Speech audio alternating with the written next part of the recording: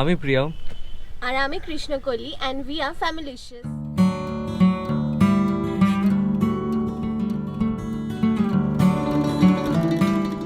Welcome back to our channel Familicious. আমরা আমাদের Kolkata through আর lens সিরিজের একটা নতুন ভ্লগ নিয়ে হাজির হয়েছি। পুজো শুরু হতে আর মোটে 10 দিন বাকি।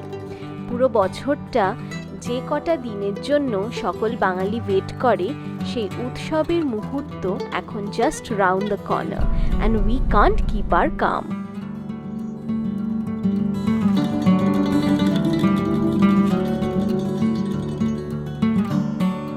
আকাশে বাতাসে পুজো পুজো ভাব। চারদিকে কোভিডের ভয় কাটিয়ে মানুষজন ভিড় করেছে বাজারে পুজো শপিং সারতে। পাড়ার মোড়ে মোড়ে ফুল দমে চলছে প্যান্ডেলের বাঁশ বাঁধার কাজ।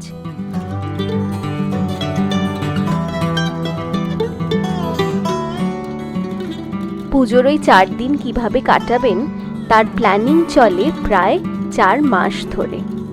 যখন আমরা কলকাতার বাইরে থাকতাম তখন এই পুজো আসছে আসছে ভাবের একটা খুব বড় অংশ হলো পুজোয় বাড়ি যাওয়ার প্রস্তুতি।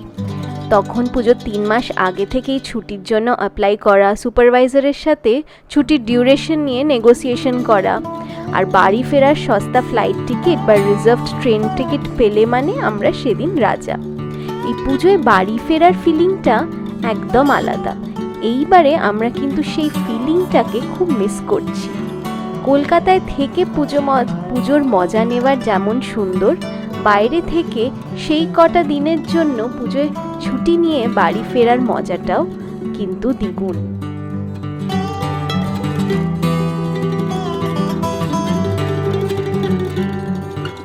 পুজো মানেই মা দুর্গা তার 4 ছেলে মেয়েকে নিয়ে কৈলাস থেকে মর্তে গমন করেন। মর্তে এই দেবীর রূপকে ফুটিয়ে তোলেন নর্থ কলকাতার কুমোরপাড়ার শিল্পীরা কুমোরটুলিতে। কয়েক মাস ধরে তারাও প্রস্তুতি নেন যাতে আমরা ওই 4টে দিন জলজ্যান্ত দুর্গা প্রতিমাকে পুজো করতে পারি। দেবীমাকে এই শিল্পীরা গড়ে তোলেন খড়, মাটি আর রঙের সাহায্যে, আর সাজিয়ে তোলেন নানান রকম পোশাক আর গয়নায়। How these extremely talented artists bring our favorite god to life is what we've come to see in Kumortuli today. আমরা চলে এসেছি কুমোরটুলিতে। এখন কুমোরটুলির রাস্তায় দাঁড়িয়ে। আমার নাম তপন পাত্র। হ্যাঁ, আমাদের স্টুডিওর নাম শম্ভু স্টুডিও, শ্রীকৃষ্ণ পাল শিল্পী। ওনার ছেলে রুদ্রজিৎ পাল, ওনার কাছে আমি এখন কাজ করি কারিগর হিসাবে। মূর্তি বানানো বলতে আমরা প্রথমে কাঠের স্ট্রাকচার তৈরি করতে হয়, কাঠামোটা তৈরি করতে হয়। কাঠামো তৈরি হলে তারপরে বাঁশ দিয়ে কতটা ফুট লম্বা হবে ঠাকুরটা, তার হাইটটাকে বাঁশ দিয়ে তৈরি করি। তারপর খড় দিয়ে একটা মানুষের দেবীর আকার একটা তৈরি করি। তারপর মাটি দিয়ে বিভিন্ন রকম 3 রকম মাটি লাগে আমাদের, বালি মাটি, এঁটেল মাটি, দোআঁশ মাটি। এই মাটি দিয়ে দোআঁশ মাটি, যেটা দোআঁশ মাটিটা কীরকম ওই বেলে এবং এঁটেল দিয়ে মিক্সড করতে হয়। হ্যাঁ, ওইটা হচ্ছে দোআঁশ মাটি। এরকম 3 রকম মাটি আমাদের লাগে পরপর। এই দেখছেন এঁটেল মাটি দিয়ে একে খড়ের উপরে একটা প্রলেপ দেওয়া হয়েছে। তারপরে এই যে বেলে মাটি দিয়ে পরিষ্কার করা হয়েছে, সিমেন্টের মতো যেটা মাজাই করা হয় ঘরে, ওই রকম একটা করা হয়েছে দিয়ে। হ্যাঁ, ওইটা খড়ে, ওইটা পরপর দেখতে পাচ্ছেন যেমন খড়ের পরেই একটা এঁটেল মাটি দিয়ে একটা করা হয়েছে। তারপরেই তৃতীয় হচ্ছে বেলে মাটি দিয়ে করা হয়েছে, স্মুথ একটা ফিনিশ। হ্যাঁ, ফিনিশ। এর উপরে একটা কালার পড়বে। এবার সব রকম মাটির কাজ হয়ে গেলে এটা মোটামুটি এরকম বড় ঠাকুর বানাতে কত সময় লাগে? আপাতত 2 জন 1 মাস তো সময় লাগে। 2 জন 1 মাস সময় লাগে। আর এই অলরেডি এত বড় বড় ঠাকুর অলরেডি কি মানে এই হয়ে গেছে বুকিং বায়না? বুকিং হচ্ছে, তবু আছে রেডিমেড। হ্যাঁ, আচ্ছা। আর এখান থেকে বাইরেও যায়? বাইরে সব জায়গায় যাচ্ছে, অল ইন্ডিয়ার মধ্যেও আছে, আবার ওয়ার্ল্ডের মধ্যেও আছে। আমাদের এই তো কয়েকদিন আগে লন্ডনে একটা গেছে। আচ্ছা, প্রপার লন্ডনেই গেছে। লন্ডনে গেছে। আচ্ছা, ঠিক আছে, ঠিক আছে, আসবে আবার। হ্যাঁ হ্যাঁ, আসবো।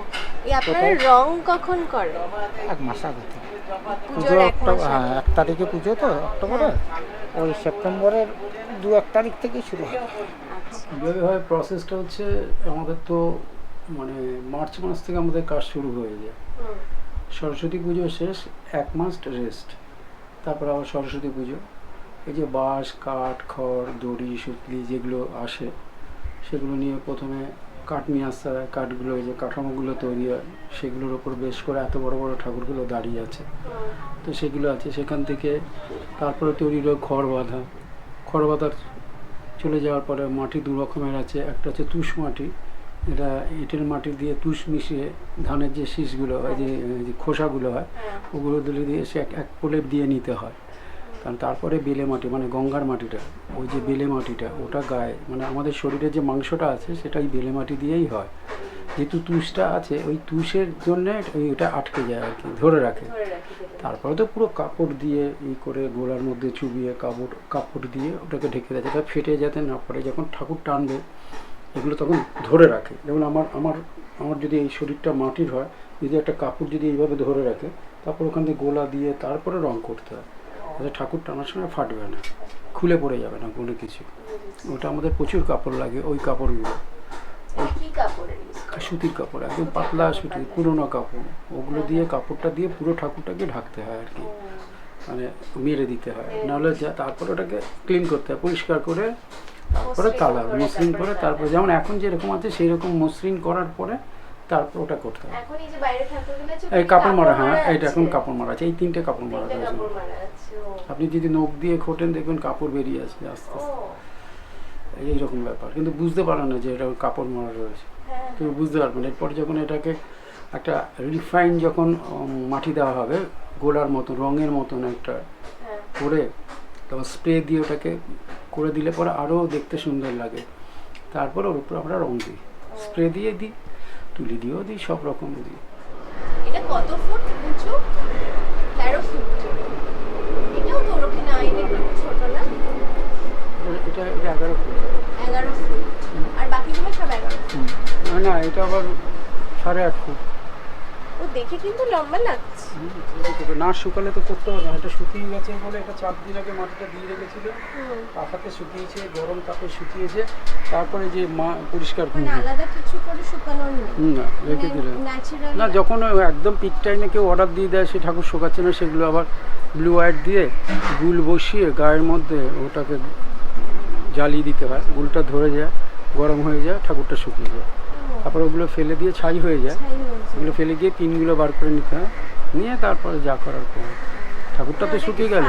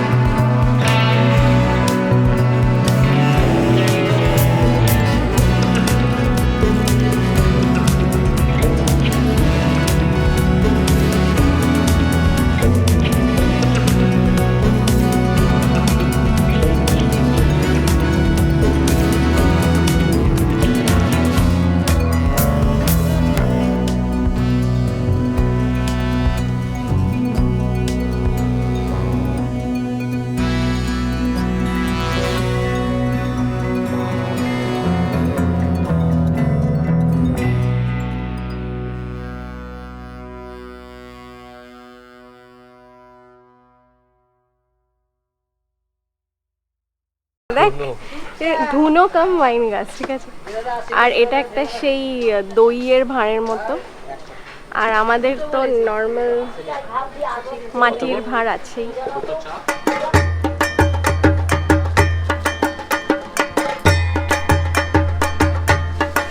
আমাদের সব জরির গয়না, জরি, সুতো, চুমকি, বুলেন, আমাদের এই কাজটা আমাদের হয়।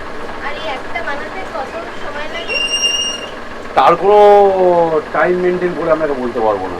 জিনিসের ওপর নির্ভর করবে, কাজের ওপর নির্ভর করবে, দামের ওপর নির্ভর করবে, জিনিসের কোয়ালিটি কেমন হবে তার উপর নির্ভর করে সেই জিনিসটা ফিনিশিংটা শেষ হবে। কোনোটা 2 দিনও লাগতে পারে, কোনোটা 4 দিনও লাগতে পারে, আবার কোনোটা 1 দিনও, সকাল থেকে ধরলাম রাতের মধ্যে ফিনিশ হয়ে গেল। সেটা ডিপেন্ড করে কাজের ওপর।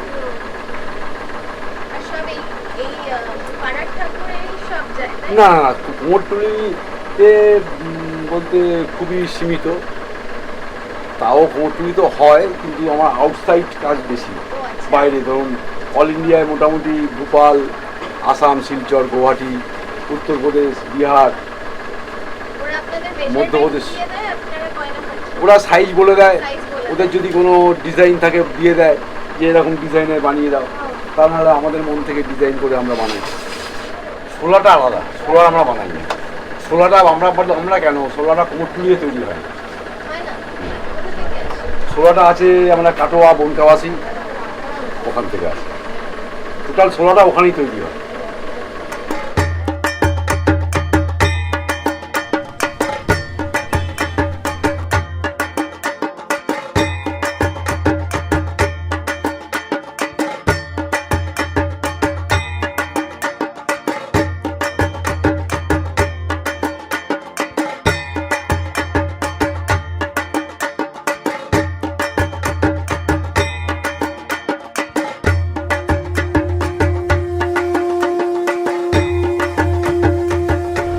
দেখুন এখানে সব ঠাকুরের অস্ত্র বানানো হচ্ছে, সব পাতলা টিনের শিট দিয়ে।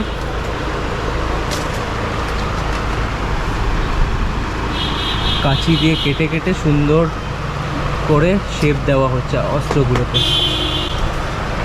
ওইখানে আগে শেপ দিচ্ছে, ছোট করে দিচ্ছে, তারপর এখানে ছোট হচ্ছে, তারপর ফাইনালি এখানে কাটা হচ্ছে।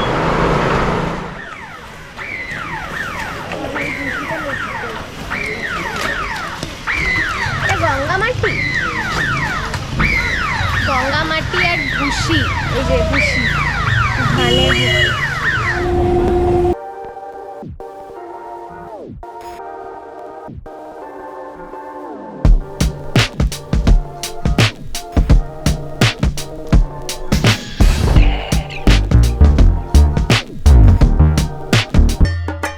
আমরা এখন কুমোরটুলি ঘুরে চলে এসেছি কুমোরটুলি ঘাটে। আর এখান থেকে এত সুন্দর একটা সানসেট আমরা দেখতে পাচ্ছি, দ্যাট উই আর মেসমারাইজড।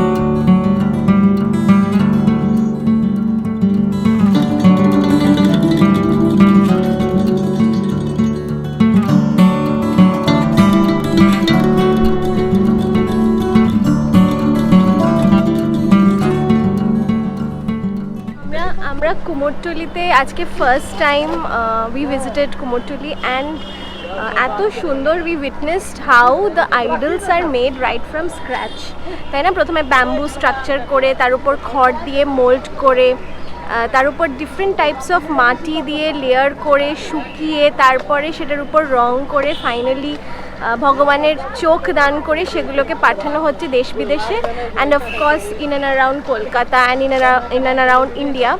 সো এই পুরো আমরা we experience the festival, but what goes into the idols right from ওরা বললো আমাদেরকে মার্চ থেকে মোটামুটি ওরা কাজ শুরু হয়ে ঠাকুর গেছে। বানানো শুরু করে, মাটি আনা থেকে মাটি শুরু। প্রিপারেশন সব কিছু, মানে there's a lot that That goes goes in. into the idol that we worship for 10 days and which eventually gets immersed in water, মানে ওদের হার্ড ওয়ার্ক। ওটা দেখে আমাদের আজকে মানে অনেক রকম লার্নিং হলো, উপলব্ধি হলো। It was a great experience. And also আমি আরেকটা অ্যাসপেক্ট যেটা একটু কথা বলে বুঝলাম, I mean this is pretty big industry, মানে এমন না যে ছোটোখাটো industry.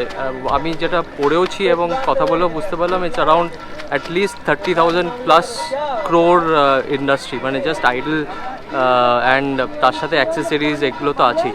So all around all in all I think মানে, অ্যান্ড অলসো প্যান্ডেমিকে একটু ইম্প্যাক্ট তো হয়েছে, বাট এইবার বলছে সবাই hopeful, and hopefully they will get the what they deserve. What they deserve. হ্যাঁ মানে ওই যা It's a lot of পারিশ্রমিকটা, hard work, lot of hard work that পারিশ্রমিকটা goes. যেটা দিচ্ছে, I hope they get back and they also get something to take back home. So on that note I think খুব ভালো experience হলো আমাদের, hopefully আপনাদেরও ভালো লেগেছে। এরকমই আরেকটা ব্লগ নিয়ে আসবো next time, but till then like করবেন, সাবস্ক্রাইব করবেন নতুন ভিউয়ার্সরা, আর ফ্রেন্ডস অ্যান্ড ফ্যামিলিদের সাথে শেয়ার করবেন। নেক্সট ব্লগে আবার একটা নতুন জায়গায় আসবো, নতুন জায়গা নিয়ে আসবো, and till then goodbye, bye bye. Bye bye and thanks for watching.